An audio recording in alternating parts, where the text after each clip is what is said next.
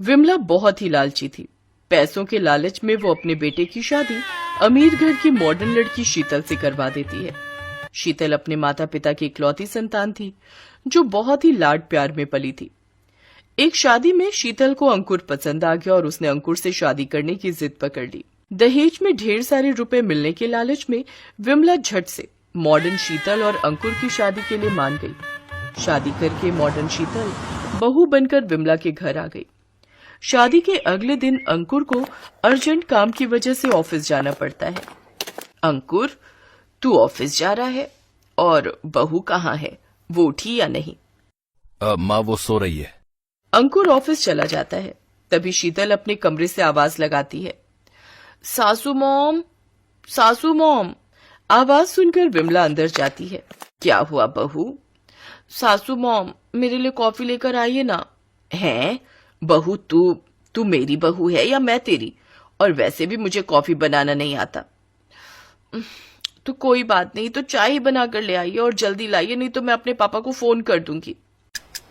तो वे उसके लिए चाय बनाकर ले आती है।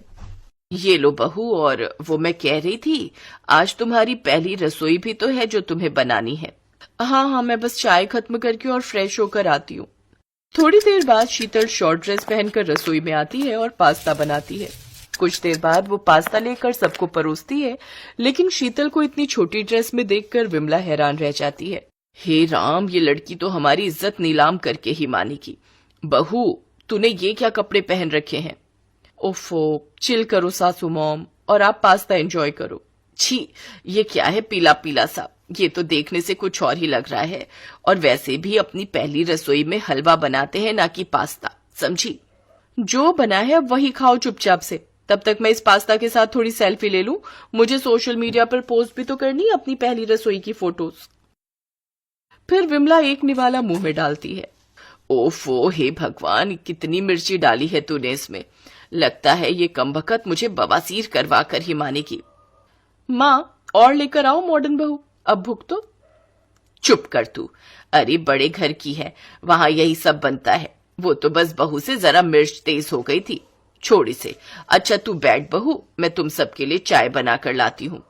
नहीं सासू माँ, आप बैठो, मैं लेकर आती हूँ। शीतल रसोई में जाती है और चाय बनाने लगती। सासू मॉम, डैडी जी, ये लीजिए आपकी चाय, और प्रिया तुम भी लो। अरे वाह, आज पहली बार अपनी बहू के हाथ की चाय पीऊंगा। हाँ। लेकिन उस चाय को मुंह में डालते ही हरिलाल अपना मुंह कड़वा कर लेता है। छी छी छी छी, ये क्या है? छी भाभी, ऐसा भी क्या है इस चाय में? जरा पीकर तो देखो। छी छी छी बहू, तूने तो इसमें चीनी की जगह नमक डाल दिया है। लेकिन मैंने तो वो सफेद डब्बे में से ही डाला था। बहू, सफेद डब्बे में तो नमक भी रखा हुआ था। अरे कम से कम देख तो लेती। अच्छा सुन, शाम को तेरी मुंह दिखाई है तो तू अच्छे से तैयार हो जाना, और हाँ, जरा ढंग के कपड़े पहनना, समझी?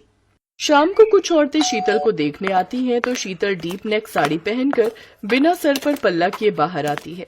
उसे देखकर मोहल्ले की औरतें आपस में बातें बनाती हैं। हाय, देखो तो आजकल की मॉडर्न बहुओं को बिना घूंघट के ही कैसे घूमे जा रही हैं। अरे एक मेरी बहू है, 10 साल हो गए शादी को, लेकिन आज भी सिर पर घूंघट रखती है।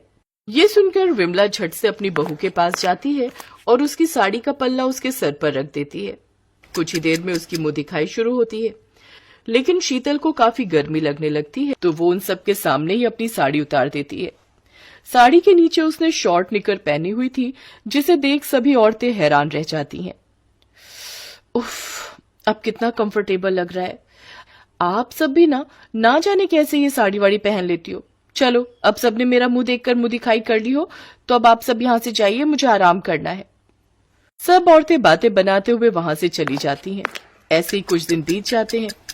एक रोज विमला शीतल से कहती है, बहू, कल तेरी दिल्ली वाली बुआ सास आने वाली हैं। वो तेरी शादी में नहीं आ पाई थी तो शगुन देने और तुझे देखने अब आ रहे हैं। तो जब तक वो यहाँ रहेगी उनके सामने कम से कम घूंघट में रहना। ठीक है सासू मॉम, जब तक वो यहाँ होंगी मैं घूंघट में ही रहूंगी। 2 दिन बाद बुआ सास उनके घर आती है। विमला, तुम्हारी बहू कहाँ है? सुना है बहुत सुंदर है और बड़े घर की है। हाँ दीदी, बहू तो बहुत सुंदर और संस्कारी है, आप देखेंगी तो देखती रह जाएंगी। शीतल बहू, बुआ जी के लिए पानी तो लेकर आना। कुछ देर में शीतल घूंघट ओढ़कर बाहर आती है तो बुआ उसे देखकर हक्की बक्की रह जाती है। शीतल ने ऊपर से तो घूंघट डाला हुआ होता है, लेकिन नीचे वो शॉर्ट ड्रेस में होती है। ये देख वो गुस्से में कहती है, अरे ये क्या, ऊपर से घूंघट और नीचे ये कपड़े पहनना भूल गई क्या? विमला, तू तो कह रही थी तेरी बहू बड़ी संस्कारी है, क्या ये है क्या इसके संस्कार? अरे इसके कपड़ों से बड़ा तो मेरा रुमाल होता है। शीतल बहू, ये क्या है? सासू मॉम, आपने ही तो घूंघट करने के लिए कहा था, अब नीचे कैसे कपड़े पहनने ये थोड़ी ना कहा था। ये सुनकर विमला अपना माथा पकड़कर बैठ जाती है। मेरी ही मत मारी गई थी जो पैसों के लालच में इस मॉडर्न बहू को ले आई। सोचा था पैसा मिल रहा है, बहू को तो मैं अपने अनुसार ढाल ही लूंगी, लेकिन इस लड़की ने मेरी इज्जत मिट्टी में मिला दी। अपनी सास की बातें सुनकर शीतल को अपनी गलती का एहसास हो जाता है और अब वो मॉडर्न कपड़े छोड़ सूट और साड़ी ही पहनती है। साथ ही अब वो घर के सभी तौर तरीके भी सीख लेती है, जिससे अब सब एक साथ खुशी खुशी रहने लगते हैं।